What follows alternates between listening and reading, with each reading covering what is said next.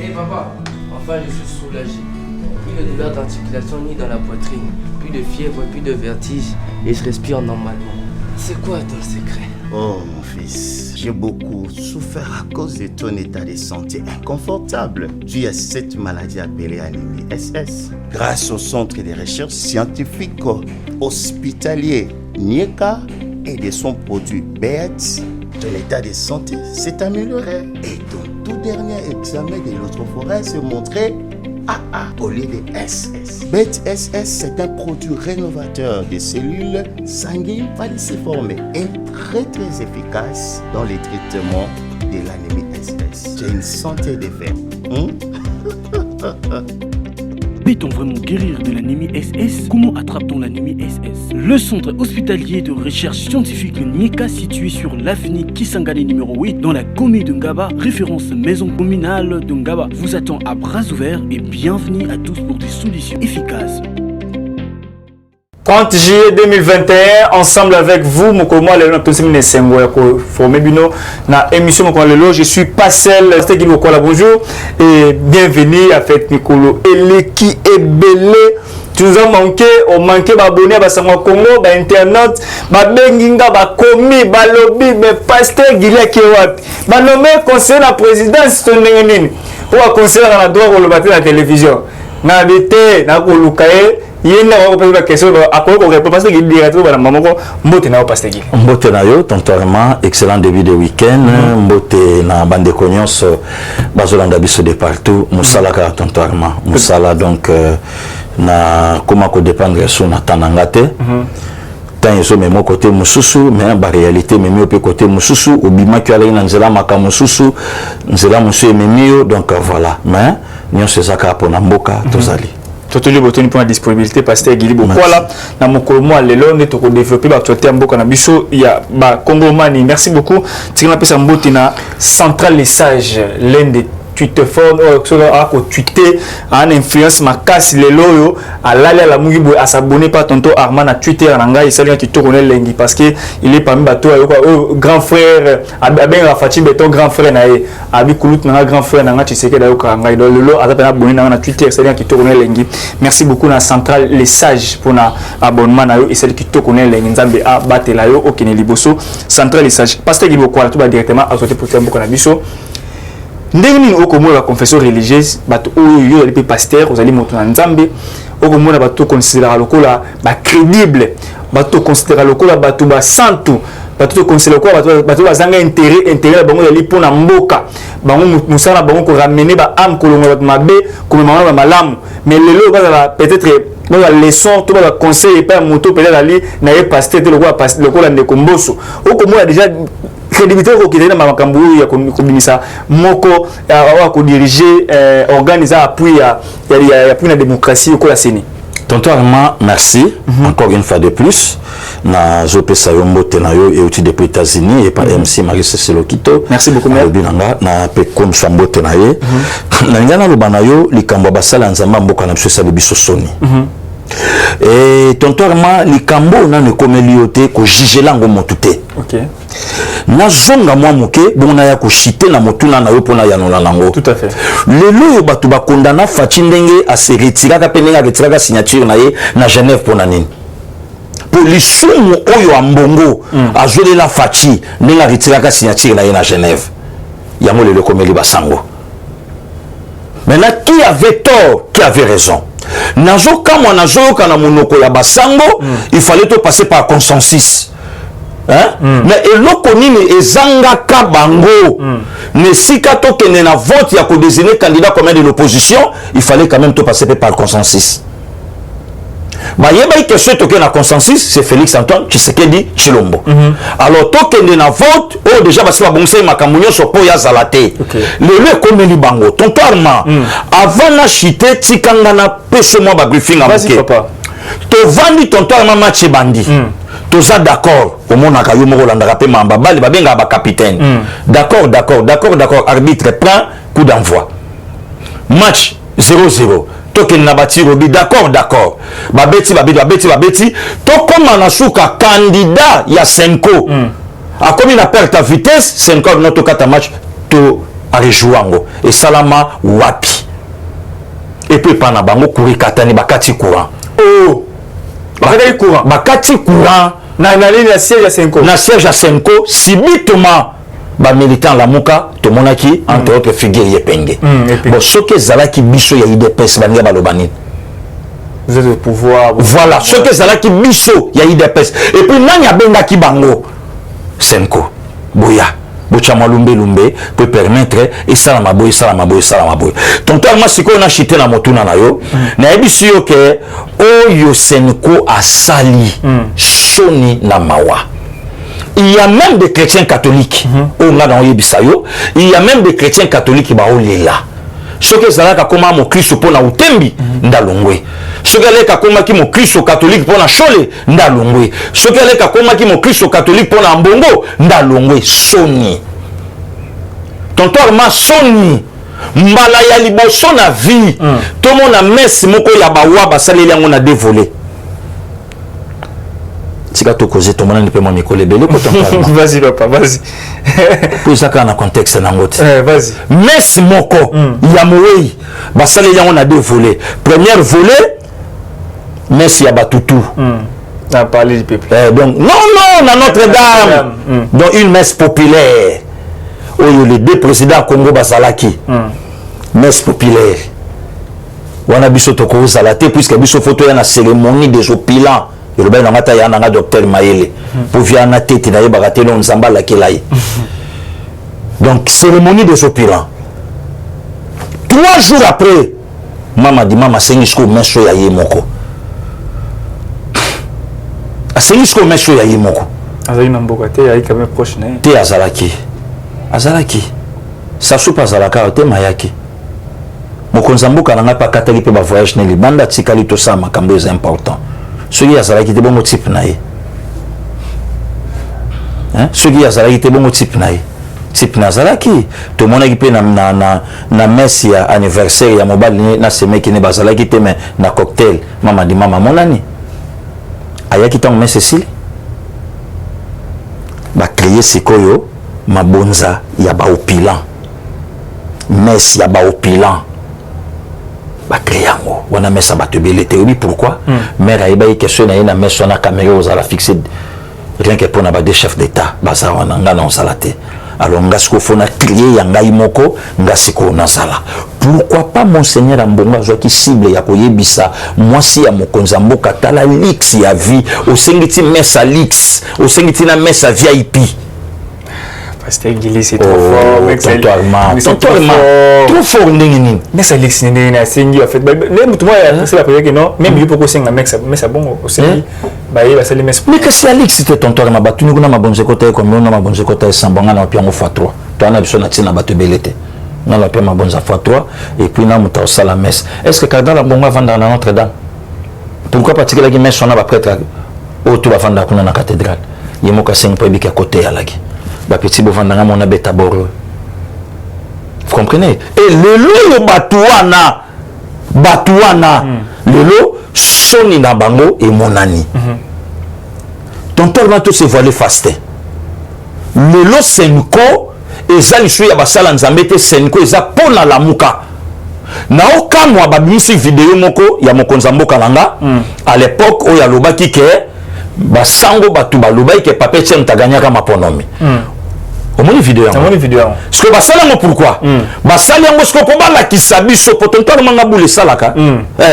Basali yango pour bala ki sabiso ke lobi bondima ki bango bongo lelo yo boboyi bango. Ndasi ko na tuni mutu moko bala ki sanga vidéo oyo prêtre catholique moko atanga ko metien Tshisekedi mutaganyaka ba élection. Mais ndasi ko na ko musa bango vidéo oyo ya évêque atanga kombo ya Martin Fayulu. Banje ala indenge mokote. Banje ala indenge mokote oyo ba prêtre ba sali ya Senko na lobi na yo soni et jusqu'à telle enseigne que monseigneur Utembi alobake balongola des candidats wana obati abimi la finale obabimi la finale to recourir maintenant na histoire ya 91 ya conférence nationale troisième voie ya Vienanga Léon Lobich Kengo Adondo to solo la ko tonto arma ozo talanga miso be bondeni ok maman contour asima pasteur Guili mais contour asima mais contour asima ya mona tonto arma avantage anga na yo bato batala ka tolobaka di blablaté makambo yo nga na lobby même ata kulutu nanga Jean-Luc Chimbalanga na Paris Place Aza et jongisi troisième fois papa Etienne Abimé confessation allez toujours échec ya Monseigneur Mosengo échec à Monseigneur Mosengo allez to bimisa sikoyo troisième fois Kengo Wadondo oh soki population zaïroise à l'époque se référa à Monseigneur Mosengo et zalaka par rapport à la conférence nationale de Salamaka na Brazzaville ou zalaka coordonné par Monseigneur Nkombo Nebi sopeto ko batobi non tous archevêque à Kisangani à dirigeant au repas na biso mbrata conférence sur Kananzela il y avait des commissions au Basimba Yangote commission assassinat Tokota Yangote commission il y a bien malaki donc et Simba Mate conférence et Souka Ndengwana est-ce que le loyo ambongo na ba utembi na ba chole ba koki ko se terté l'histoire se répète 30 ans après lorsque Bani Bazong Sabiso la troisième fois. Yoka raison, tonton Armand. Yoka. Bah, greffe, oui, raison. Yoka raison. Non, nous ne sommes pas d'accord avec Denis Kadima, puisqu'il est proche du chef. Yoka, moi, n'a inventé ma camboté. Il est proche. Bon, au contraire, il y a proche du chef aux animes. Donc, nous soutenons Ronsar Malonda, puisque lui, il est loin du chef. Alors ce qui est crié nous avons la confusion na yakamusi batu et moulou babimi na kimbangiste. Oh église qui t'a dit 95% Congo central. Babila manigance politique. Mais où est le problème? Manigance le lot en bongo azoluka nini na bakasayen. Osala kasayen tontorma. Na mélange. Ah mélange na osala makila wana. Azoluka nini lelo na bakasayen mutoyo a publié Félix Antoine Tshisekedi Tshilombo comme président de la République kasayen te c'est ça évangéliser ce tribalisme mais justement yango wana tonto Arma non marché ba monanga te yango wana hein d'ailleurs kobo sanate olandi même ata nani vieux Rockman hein Sonika Futa oui alobaki yango même si ko pa utolo bango alors bi besoin ya Senko ezaki ba contrôler Seni ezaki ba boto la Seni bango nde ba simbango oh Senko azobo sanake to sa pays catholique te donc réveil à la voix kimbangista à la voix yepe catholique à la voix musulman pas à la voix donc tous les pays catholiques on parfois tant sous soutenant bon cardinal Ambongo il se croit plus spirituel que les prophètes de Dokamba non il se croit plus spirituel que les cafés Nanga Arma Djangenda non il se croit plus spirituel que les bishop Emi que les archibishop Coutinho Fernando non. Donc, au contraire, Koutou, dans la ligne qui Senko ba se terre, puisque ceux qui te commet à niveau où te commet le long Namboka Oyo. Grâce aussi à Senko. Ton père m'a habité le Solomoko. Oyebi, avant messe, cadre Moka la Moka Oyebi, à Autokoutanana, Monseigneur Ambongo, Baluka ba disposition, Ndeni Barouyamba Martin Fayoulou, na cathédrale. Yokamo, oh, tonton Arma. Tokuta ni pe mo mikolo ebele tokozeko di tokozeko tokozete ndeni bakoyamba Fayulu yoka sikoyo vi ba filiale oyo Martin Fayulu azalaki nango na Monseigneur Ambongo na Monseigneur Mosengo quelle filiale Fayulu représente quoi et pas Ambongo et nani et pas Mosengo. Absolument rien. Absolument rien. Tu continues de travailler jour dans la Fayulu à Koka Osaïlo. Oh, besoin à la Kénine. Le Kolabarataka balle de match dans le Vatican le 5 octobre 2019. Le Kolabarataka balle de match na Cardinala Yambongo que Fayulu a kota mutasuka ba applaudir ba yemba. Donc Amini Kiboyindo Libanda asuka basukisa ye bavandisa ye na pourtour de ring sikoyo alingaki siko aya kobeta yango awa na mes esika mokonza mboka akozala aya osala yango nde oyokaki esika baarme non conventionnelle ya cardinal Ambongo que nos peuples à meurtrier bato bazovivre nos pilances pouvoir ezovivre nos pilances mais tontoirement groupe de gens nanti bato riche mais soki fala tunango pa mamonive kotambola oyo mama Denise azotambola problème ya babourse kotangisa bana kozwa prise en charge ya bandeko na biso ya anémique tontoirement comment lelo moto kozala motema mabe na groupe ya bato tangelanga kombo ya proche ya famille ya Félix Antoine Tshisekedi Tshilombo oyo osala tapage ya nanga Christian Bobo Patrick Vieux Roger personne tokena ngambo ya mama Denise tangelanga moto asakangi immeuble na ville ma Jeannette Nyakero rien mais yo qu'est-ce qu'on aime tazobeta mais devant moto yo azomelisa lion le sangwa fungoli minuti awa devant bateau basali tyrolienne devant bateau ba détruire mboka oyo devant bateau ba rendre peuple misérable sangwa okoloba te mais moto azobunda pona peuple nde moto sangwa linga loba ora mbongo raté pédale qu'est-ce que c'est quoi zo penser donc toi mayo qu'est-ce que révélation na obeta yo c'est quoi zo penser que en plein roi azalaka nango na 92 le 16 février 92 en plein roi c'est quoi azalaki nango c'est quoi zo penser que en plein roi yango ezalelo or na 92 ezalaki nini bon nombre ya population zaïroise basi babayaki na bango maréchal Mobutu ozo comprendre yango moni marché simbaki c'est quoi zo penser que succès azalaki nango na ba 6 ya 2018 yango kam ta osana ngo tuka ko bimsa bato na nzela lukuta or bato balaki na besoin Kabila kende mais cette fois-ci le peuple dans son ensemble est derrière leur président de la République yango moni ba ampleur nyonso ba mbongo ba osala et simité pelelo bango moko siko ba bimsi mutakala na ba ona sa sutani ba comprendre que non baza bato la muka. Oh, Pasteur Guili Bokola, vous avez attaqué catholique makasi boy. Catholique c'est Senko. Senko. Voilà. Senko vous attaqué makasi pendant que Senko à l'époque l'air il est avec moi père t'a visité c'est Zalaté. Vous qui appuie à Senko à l'époque. Et Zalaté. Le président AI que je salue Jean-Marc Kabound 520 gigas azalaka clair ya kolobango Kabila na longo pouvoir te 50-50 50-50 bango apesa biso bâtiment biso pe bango bato c'est quoi bimsa bato na nzela totala vie nanga Isidore Ndaiwel auta kosala marche à celle ça pour le kamba 15 millions au sala tonton allemand au moins combien de personnes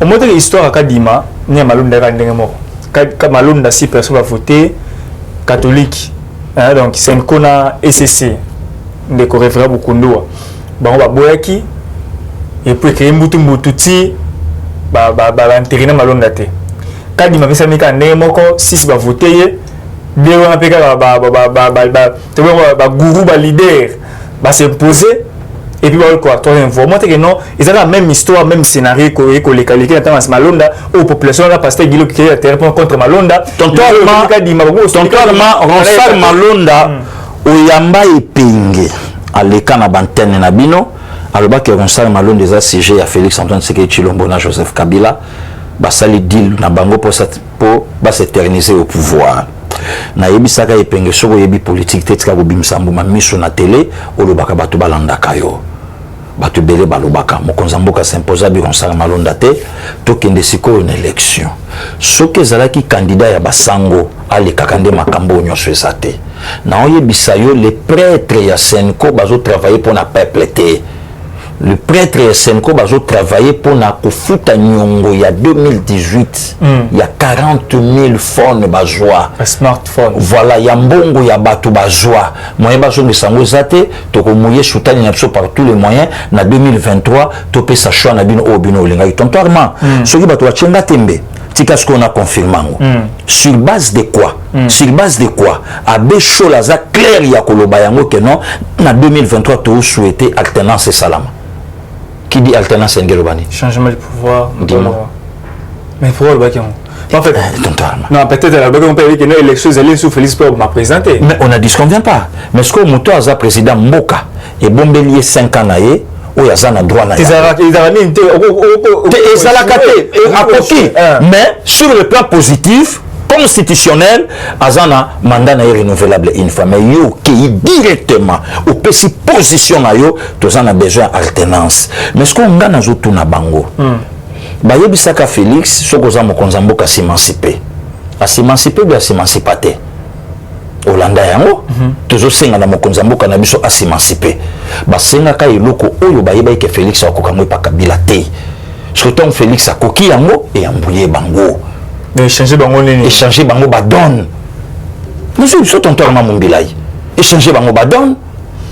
Parce que beaucoup là, si j'ai on allons les allons tout ko bango ezali na entre parenthèses, parce qu'à une minute, le monsieur à côté de 8 heures, tu évites de me éviter. J'espère que je suis dans le terrain, on se soit image pour les malades ou parce que beaucoup là, tout comme on va signer aux élections, à part membre de la confession religieuse, 14 bâtis calibre presque politique. Mais tout le monde, la mouka. Même c'est la politique. La politique. Oui. C'est vous que la confession religieuse, pas politique. Bien sûr, nous avons confirmé on a Platonayo. Lelo toujours y a beaucoup plus chaud dans la politique que dans mon salon. 2018-2021, ah, donc tu as remarqué ça. Tu as promettre $100. Vendre quoi promettre $100. Par exemple, on a une prédication à chaud le 2018-2021. Encore après ça $100. Là on a vidéo là. Petit frère là ndinga sala ke pa basango. A lobby pasta tourner langai Ambongo archidiocèse à Kinshasa les années tanine ngakuna ebina ngate ponga na su catholique te alobi tunu langa ya Mbongo archidiocèse à ville à Kinshasa les années tanine le quoi na ebité na otale kabu na parler le quoi zoba. Donc aujourd'hui ils sont plus politiques, donc bato bazolo bakeza politique te ba okosa wana ba osala hypocrisie tonto na mombilai c'est ça politique. Oh ngana clair o yebisa yo oh bon temps utembi a telemi azo bua kama loba oyo tembi oloba aloba na batu keno mokonza za na bino farouche ya Mbongo akomi nango lelo. Il est plus politique. Vous pensez lelo so balobi Mbongo akoma président ya Seni quand monsieur ba désistelé pour nani ba bi j'ai tendance na c'est un motalamuka. Bon ça va natiki confirma qu'il a muka na e bon natiki vient na avec Pascal moko na ba pesa ye batu ba ndima ye ba bani ah on t'a pouvoir. Oh, oui, donc je comprends. Donc c'est comme ça. Donc batika kolobana biso ke tozo senga boye to senga bote to yebi ke eloko oyo bango ba obundela et puis le tonton manga na confirmer yo tango yokaki basangwa senko balobi ke baza menacer ba ozo ba menace na ba téléphone non la personnalité mo ba bandaki ndeko zo ba menace à Martin Fayulu. Fayulu là on pression. Oui. Oui. Tout cousin a besoin de ton Pasteur Guili, il faut nommer 14 membres à part la confession religieuse. Dans la société civile, on a 5 personnes là.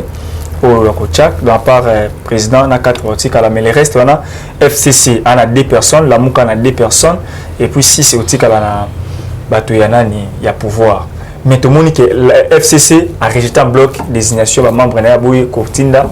La Mouka, il y a Bouy Kotinda. Tout le monde y a une séquence pour que non si sur routine dans la CENI il faut avec l'église va sur la malade mingi au moment que non mutu ko pese na mabuya organisation élection dans lobby na yo souci ya Senko ezaki pour ma ponomé o ele kana malamu na 2023 il faut mon mboka Félix Antoine Tshisekedi Tshilombo alongate ona ma ponomé l'équipe bien soki mwana mboka Félix lokola kolonga pona o garantir yango lelo lokola olonga ma ponomé na ye ba contestation et kozala a commencer par les prêtres de la Senko. Non, il y a bisayo tontoirement. Donc, bloc ou anagnon soumoni zo salama. Et zo salama pour na contrer des pères et des mères. Entre autres, la Mouka, Ambongo, FCC, et tous ces mondes wana. Basali bloc on a des pona yango. Basali on te pona. Parce que là, va jouer au bout, tu vas jouer na jeu ko glisser, faire ça glisser na.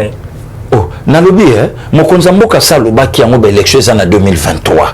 il dépêche pas au bang élection te ba konzinanga ba olo bango plusieurs fois na ba matinée na ba kambe belé que élection eza ata lobi na tongo candidat azate tonto remana oyebisa yo tout ça ba likamba ba de père et de mère ko tanga nga likamba ba congolais te likamba mo ti bolembiso mikolo tontorma yo sakana nga kutu na changeango depuis ka dombada nga kutu na changeango kombo na banga nani nga kutu na changeango ekomi loi Kadiombo Max bon mais loi Kadiombo loi Kadiombo donc ils ont obligé faire simba puisque loi nekitisi moto à moto il y a un moment même process il y a 100 jours de simba pour ekitisa moto il y a GGN donc loi Kadiombo Max loi Kadiombo Max donc Max Kadiombo loi wana ngane na baptiza mobo voilà Pasteur Guilibo Koala. Oui, tonton maman. Tout ça pour évoluer, tout comme dans les camboyo et que ça la tout moi six mingi. Mon collègue qui maman Olive Lemba fait un anniversaire naé, mbotama là mon mieux tard que jamais. Maman Olive Lemba qui cellule juridique. Pasteur Guilibo Koala à lobby pour nako que vous allez au chevet à bateau à l'île délaissé, bateau à une difficulté, bateau à un problème dans Mboka Congo. Là qui est une cellule juridique qui a déposé problème là bango, il y a des avocats on va travailler gratuitement là quand il y a fondation initiative plaisir pour que base à gain des causes na bango parce qu'il y a quand même initiative pour saluer non blague tontoirement. Donc, mère Atika Moko Sakana na Batou, basala pendant 18 ans. Vini no peuple congolais balai na tontoirement. On a coûté ça problème tenga problème yo falo tout na ngai que maman li vazo senga na mokonza mboka. Que les justice la nini sélectivité. Sélectivité. Mais tontoirement Batou sous tombolo ba fo Batou na capé. Non lingana lo beloko na média. Bon monde ni retourner mais donc lelo maman li va bimé na pouvoir amoni siko makambo oyo bango basalaka est-ce que maman livre lelo ko zo courage oye bisabiso justice au mobali na alaka magistrat suprême procès ya chebe na Fidel Bazana ou en somme nous lelo maman livre ko zo courage oye bisabiso qui a tué Daniel Boteti loleke la nuit du 5 au 6 juillet 2008 à Kolo Banabiso justice au mobile na alaki magistrat suprême Arma Tungulu Corneza wapi azwa courage ya koyebisa biso justice oyo yazoloba ezala sélective te oyo justice yalaka mpona bango justice ebandaki kaka kokanga bopposant Jekoko Mulumba justice oyo ebandaki kolongola Frank Diongo na makila na basinga tontoirement bandaki kolanda procès bake na ye moto à la mort yalaki quelle justice. Oh, le maman livre a zone d'appel conseil. Pourquoi mais la zone n'a pas arme non conventionnelle? Tu as au côté dans terrain politique.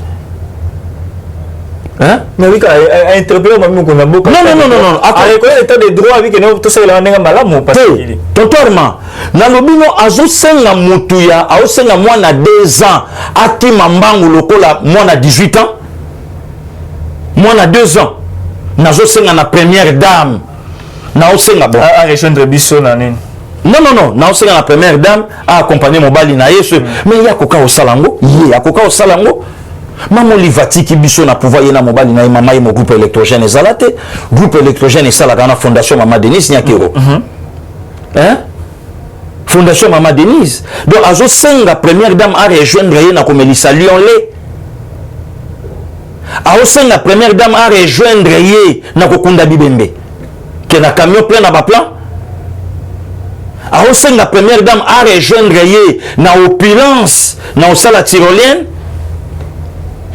a osenga première dame a rejoindre ye na kokabula ba entreprise anniversaire à l'époque au sentiment que no ba pesio biloko au sentiment ba pesio biloko boy akabeli mutu $100,000 na fête voilà kabela moi nani $100,000 en mariage donc azo senga ngo non tontoirement non. Donc wana sikoyo eza soni na pasi na mawa lelo omoni lelo mutu moko te ya FCC akoza na conseil ya opesa Fachi mutu moko te ya FCC akoza na conseil ya opesa Mama Denise te moi quand même expérience non expérience pété batwa na mwasi na mobali ba expérience kokana te no ba koma na pouvoir tala motema première dame mboka nanga tala motema ya première dame mboka nanga apesa mutu ndobo ke bis voilà kende ko sa musala loba aboyi ko kunde bembe assurance santé par la fondation première dame Denise Nyakero Tshisekedi oso yoka mama Jeannette Nyakero akangi immeuble moko obokela nani boye obokela nani boye te mais toujours solo là nanga ngamba kabila nani akanga immeuble ça tombe aussi bien lelo lokola mama Olive asengi na mokonza mboka a jeté moi coup d'œil na justice ça tombe aussi bien apesi maintenant aval vérifier kingaka tetonga mandengini atina legete kuna voilà ça tombe aussi bien ba société ça tombe aussi bien mwana ya muke ya mwasi na banda mosala te mais azana immeuble na boulevard na Gombe oyebi yango tontoirement ça toujours causer tontoirement to causer ça tombe aussi bien toyeba azola ndenge nini le lope fongola pe misu na l'état que l'état fongola misu na ba exonération ça tombe aussi bien puisque yebo comme tout ce qu'on sali perte à ballon allait dans ma colonne sali perte après ça va diverser. Mais pourquoi le notam suba tunsuba o lobame bazoko kanon ko maîtriser ba makambo ba ko lobate. Je suis sélectif. Mais c'est bien bon. C'est bien bon. Justice Sambo Kalanga fongola miso na 555 millions ya construction ya aérogare international en Njili. Oh, tonton Mangana, comment le bayou bando le lycée longi mutunanga. Et ça a dépassé. Le message, et c'est tu vas aller les mutema. Ça va raisonner aéroport station essence. Parce que yemoko mutalobi yango. Yemoko mama Olive Lembe Kabila. Batika justice sélective. Batika justice sélective donc justice et ça la scope pour na batu nyonso. Mais tandis que bango justice elaki ya ngambu moko pour na batu mususu. Maman il va l'exception na ngambo pouvoir ya bato bazala na bakanga nani. Donc justice eleka pour na vie na ngamu yambo. Justice eleka pour na robengana Moïse Katumbi. Ke ba bengana yawa. Donc justice eleka pour na Pexavie na Jean-Pierre Bemba akota gombete. Akota parler na ete ndako ya mo. Akota na parler na ete. Wana justice. Voilà. Donc voilà le maire na ba avocat na ye, na ba conseiller na ye, ba kutani skoyo na passer gili na nzela. Oh, et bah écoutez n'angako. Bah écoutez sikoyo donc on a passé gili na nzela ya koyebisa ke bola sa mère bien tant mère au futabino bola sa ka mère ba biloko mère akolo ba mère likamba justice yoko meka kolo ba ngote po ti lelo ba congolais ba ole la plus de 10 millions de morts ti lelo ba congolais ba oluka ba ba massacre makobola ti lelo ba congolais ba zo ba qui a tué Laurent Désiré Kabila ti lelo ba congolais ba oluka ba mort à Samba Kaputo ti lelo ba congolais ba zo luka ba mort ya Augustin Katumba Mwanke ti lelo ba congolais ba oluka ba nani aboma Rossi Chimanga Mukendi ti lelo ba congolais ba zone ngabayeba nani aboma Thérèse Kapangala ti lelo ba congolais ba zone ngabayeba nani aboma Armand Tungulu ti lelo ba congolais ba oluka nani abrila Litulula ti lelo ba congolais ba oluka ba nani aboma oya esto nani ya Mamadou Ndala ti lelo ba congolais ba zo luka ba donc ça tombe bien le col à maman lui va le dire que justice c'est sa sélectivité maintenant justice Mboka nanga a élargir tente kingaka te tongama comment Gila Lingeti musala yango wana marché yango na ba pesio allez qui salume banda on a beau dépendant au fumula te pastegi au fumula dépendant on te pastegi na fumula tende ne ko tonton maman livre libéré cité na makambo na balani ba Panama Pampers c'est pas ma coûte té siko même ata Panama justice Mboka nga puisque yemo ko mera lobi ba fumula dossier wala siko tonton Arma eza na likamba Charles Maté. Tu vois, là, à céder à tout à y battre. Là, à la politique, peut-être. À mettre Fatih passe à mot. Là, quand tu vas y battre. Donc, ça tombe bien. Et l'autre, il y a Coca Colobana Mobile, il y a l'autorité, a-t-il dans Maman Denise. Puisqu'il y a là, moi, c'est mon consambo quand même, Maman Denise, la première dame, leur différence bétoyenne. Parce que il beaucoup là. Oui, mon Olivier avec c'était Marambouya. Dans Nord Kivu, il y a la groupe armée chaque 15. Il y a une vidéo, sur votre conseil, une vidéo, écrivez-moi par mon numéro WhatsApp, soit écrivez-moi par WhatsApp. Il est cité à Makambouana, il faut comparaître. C'est-à-dire que si interview, il faut comme un acharnement. Parce que moi, il faut juste la sélectivité. Sélectionner les cas où il est essentiel. Voilà, papa pasteur Guili Bokola to évoluer par rapport à sujet d'actualité mboka na biso ya Congo. To presque na so capacité ko évoluer na ba sujet d'actualité mboka na biso. Pasteur Guili Bokola mukulu lelo na yeli susu et pas na yo. Ndenge nini ba appel téléphonique ya mboka na biso serveur nango izaka na Rwanda pasteur Guili Bokola. Tonton Arma to beta na yo li solo ana banda kala bato ba émission ba yo kaka ta on en parler pour na problème à fibre optique. Dans le bandaka na lobaka likamba serveur plus 243 na biso tie kota ke bandela na Rwanda to betaka lisolo ba to bele ba osu tukango lelo to loba ngo ja depuis longtemps na yo le ministre a pété ntiki ndeko kibasa maliba ako ça le hôtel tilelo kasi eloko ba plelo fa kolongola yango yango siko to lobaki yango na yo lokola to lobi ministre Kibasa abanda déjà koluka démarche o ne ba kotisaka serveur central na biso na Rwanda ba banda siko koluka ndeni ba kozong sa plus 243 na Congo mais photo na ba kotsa ndeni nous sommes infiltrés pasteur. Ah OK na haut niveau téléphone na appel avec les kaiko donc mon consument ko benga bobo planifier pour aller au Mobwe Rwanda yo ko na mutaka liboso donc yo kanisi le temps to lo balikamba de père et de mère to sa maseki yo kasi le temps passé gila zo ba Congo faisons na Congo Congo zonga na ba Congolais te mais Congo zonga na Congo to lo ba mo pamba ten tonto ma mumbilai ah OK obaye et c'est l'inga pas si maras pasteur Guili Bokola et le ça pasteur Guili Bokola 80 jours jour pour jour depuis état ici de quota vice-président c'est le professeur Ayano qui vous à lobby que non foin et là vous savez c'est le président de la République clairement que non rien et là ça la melo moi malongo ça matière des sièges kuna ba supprimer en gros ba civil doit avoir pouvoir non et là que ça l'a mis à makasi il y a ko le baté puisque ben terrain na bango de bébé ba intérêt na bango bébé do besoin na bango ça ba longo l'état de siège bango ba continuer marcher ba continuer ba minérer ba continuer ko teka ba bloquer belé au moment que Rwanda to na ye ya irani mekiti ya nini ya oui ya coltan et kiti ce que ya ba bonde victoire ya ngozo salama Congo récupérer banan tonton Arma au moins lelo elo que commence à bato ya moté ya mabe to landa ki Bitankwira Bitankwira tkala jamais ko la vérité na monoko na ye Bitankwira soit kaka vérité mo ka lo bana mono o ngana yebi kaka tanga jera ka likola tomba grand-mère na ye de vérité vérité Bitankwira yango ka soka gérer sur la tombe de ma grand-mère de vérité nyonso ne tkali fo mbrata eloko monte quel eloko ka Bitankwira ko lo baké ba village lelo lo Rwanda comme sous Burundi. En fait, c'est qui veut à Burundi, il y a des villages où les ils allaient récupérer, il y a des gens, des groupes de gens où là comme justice paix travail, en beaucoup la mission de RDC, il y a solidarité, sur une devise à Burundi. À cause, manque à vérité. Et le quoi, le cas, le quoi, je en mota aussi. À le cas, ni ce pasteur Guili. À le cas, on a embêté là, on a embêté le solo. On a embêté là, état de siège qui toque, mon amour, ça l'année bien.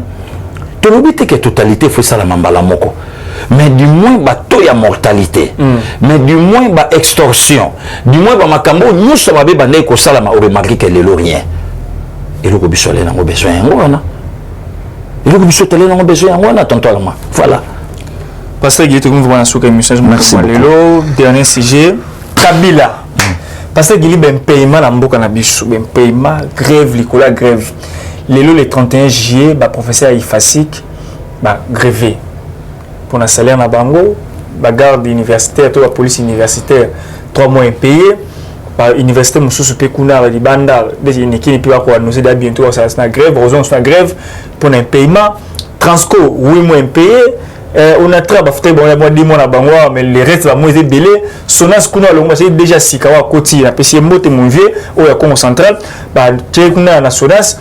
Ben paiement zali Kabila pas que le journaliste avec na TV a que il est le seul ancien chef de l'État on a un paiement à 6 mois ba ko futa été donc il faut futa les droit na yé pasteur Guili Bokola tonton Arma na lobi nous na ba ntoki ba na mboko kané mo konsamboka lo baki do bato balingi mboko yote Kabila kena tika sonance na combien de mois paiement ndenge toyoka il semblerait que no ba 52 mois ndenge toyoka 52 mois à Kenda tika sonance on a tra Kabila tika on a combien de mois même na kukufa boma yango lelo temps ba 6 mois na yoki ministre ya finance l'excellence Nicolas Kazadi aloba lobi ya fouti tous les 2 mois na ye 6 mois na ye bien on te fatou na prédécesseur na ye c'est le ya la gouli o azali pe ministre na ye donc on a ba distraction to koko tangote on a ba distraction de to koko tangote c'est Kabila pour ça mbongo wana ata soki aza nango te Kabila photo kata ye mbongo wana ezonga na peuple et plutôt l'ande la fortune au Kabila joue yango comment. Voilà, point barre. Ouais, distraction inutile. Une distraction pire et simple. Bah, mettez, bah, gréver, bah, aussi un peu au Kabila, foutre, c'est ça. Et c'est comme. Distraction. Bah, juste, bah, résoudre distraction pire et simple. Distraction, tonton Mamoumbila. Passeport, parce que Guy peut conclure, parce que il y a notre allemande, Azali, des pères et mères allemandes, mais a préféré d'aller Congo, à Congo, à représenter Congo aux Jeux Olympiques, mais a bien allé décider comme on a ministère à sport, la fédération à. Il y a les Jeux Olympiques, je ne sais pas si c'est bon, il y a les Jeux Olympiques, il négligé à tel point qu'il y a des parties, même sous Kabola qui a un ndambu, il y a foutu un coach, ndambu gouvernement ça qui mais il y a une préparation, il est soutenu par lui-même, elle-même plutôt, la famille, na sponsor, nous sommes soutenir le gouvernement congolais atta autorité de mon côté à Congo, où Azala qui a encouragé, ah non, courage, vas-y, bonne chance, et aussi, mais rien du tout négligé. Et c'est pas sur le sportif, on casse le monnaie, déclaration bon, moi si à cause de déclaration bon pour l'amboka dans ce Congo, à CPL quoi adopter mboka, à l'ingin mboka, à représenter mboka na biso, na Jeux Olympiques na partout, aller 2 fois champion d'Afrique. En matière il y a judo, mais les lots nako landelango, na yokaki yango. Mais na kota ki nango en profondeur pour na luka comment na koki ko répondre et puis comment pe na koki ko adresser na ba autorité mboka nanga na ebi ke lokola au réveil nango lisusu lelo na kota nango na luka comme ça même lobito parler nango bien puisque ça ba valeur mboka photo soutenir. Merci beaucoup pasteur Guili to vraiment sur émission ya biso bande obalandi bolaki belé pasteur Guili de retour sur scène ne baloba toujours pasteur Guili est là pas tout bien biso comme Boskari sa gangi ba message belé na ibsenga habité na oleka c'est ça l'idée pasteur Guili ça na tontarma. Nous sommes là, au Balandi. Suivez-nous avec Pasteur Guili Bokola lundi, mercredi, vendredi. Donc, on est là pour vous informer. Jeudi, mardi, jeudi, samedi, au cas des cas d'urgence, bon, on a vu sur le Pasteur Guili chaque samedi, des fois, on a parlé de Bounaï. La banda, le Kuna, la banda, chaque presque la samedi, délai, à Faparakoun, Rolandaï, donc, dans le Congo, à exclusivité. Bon, on a vu sur Fidèle Pasteur Guili, on va continuer l'émission. Non, tonton, merci beaucoup. Merci aussi na bandeko nyonso bolanda kibiso na ebike boza vraiment d'accord. Donc au fin na yote commenter place au monde sengelo lo bolobi. Mais non on est là toujours travailler pour na mboka. Le biso encore la zonité bon mon nga pe quelque part na ndeko na nga site na Josué na cadre ka ya travail nenge musala et au même biso. Donc encore une fois de plus merci aussi na yo tonton Mamumbila. On a plus battu le bouton du point de disponibilité marqué battant marqué ba dibango ba belé. Quand même vous allez oyer pour na répondre ba congolais. Chers internautes, chers abonnés, téléspectateurs, on a rabisu libane ya mboka na kati ya mboka ya ngai ndeko remercier bino la disponibilité na bino yaki bozaki au tikita na yo aux 8 minutes et belé pour la biso l'émission na tondi botondi merci beaucoup pour la disponibilité on a rabisu ala bino tokomona na mikolo mazali ko ya soki yesu nanu azomité ranci merci beaucoup na sima ya caméra Darlene assistance merci beaucoup na batonyo sur na rabisu bye. Eshima, votre magazine qui bat au rythme de l'actualité. Retrouvez la nouvelle édition. Exclusivité, Barnabé Mwakadi, les recordmen des chiffres. Jamais la forte mobilisation des recettes et les performances de la Direction Générale des Impôts n'ont défrayé la chronique comme c'est le cas maintenant. Des exploits jamais réalisés sont atteints depuis la nomination du nouveau directeur général Barnabé Mwakadi Mwamba. Classé meilleur élève par l'inspection générale des finances en mobilisant 1100 milliards de francs congolais pour le mois d'avril, le directeur général Barnabé Mwakadi a sorti les grands jeux en mettant en pratique ses 27 ans de carrière au sein de la DGI. Il connaît les secrets des chiffres. En un an, plusieurs avancées sont réalisées. La traçabilité de recettes grâce à la numérisation et la digitalisation de la procédure des déclarations et paiements d'impôts, l'amélioration, les renforcements de capacités humaines et institutionnelles, la lutte contre la fraude fiscale.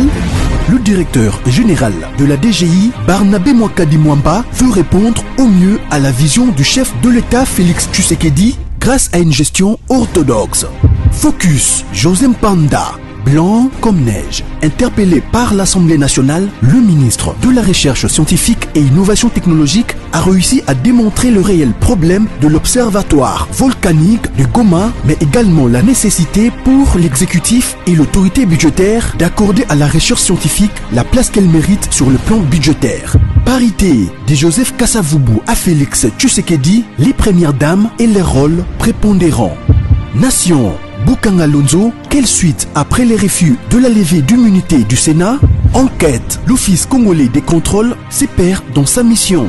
Et Chima revient sur l'histoire des leaders africains assassinés, les forces et faiblesses de la RDC dans ses relations internationales.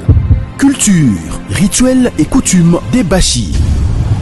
Retrouvez l'intégralité du magazine Eshima dans les kiosques. Eshima Magazine, un nouveau standard d'information.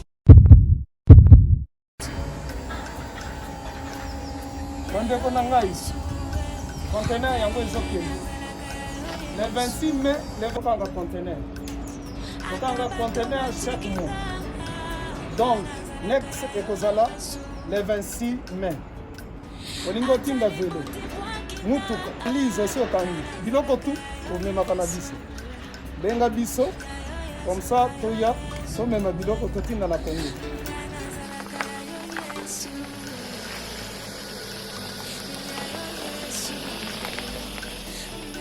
Bandeko kari yango oyo touti kozongo ezokende Kinshasa, oza na mutuka pesa biso ezoke. Merci. Le 26 mai mosusu ekwende ya 2021 otoza nango, donc tosalaka chaque mois. Oza besoin na carton benga biso ya monene yango moyenne yango oyo moyenne yango oyo na carton na biso ya moke. Nous avons 3 dimensions. Oyo solingi otinda benga biso tozozwa ba vélo, tozozwa ba valise, mituka tozozwa, donc eloko tout tozomema na Kinshasa. Merci beaucoup. Mutuka, vélo, salon, biloko ndako, biloko tout tozomema. Donc, vous hésitez que benga biso tozala na pona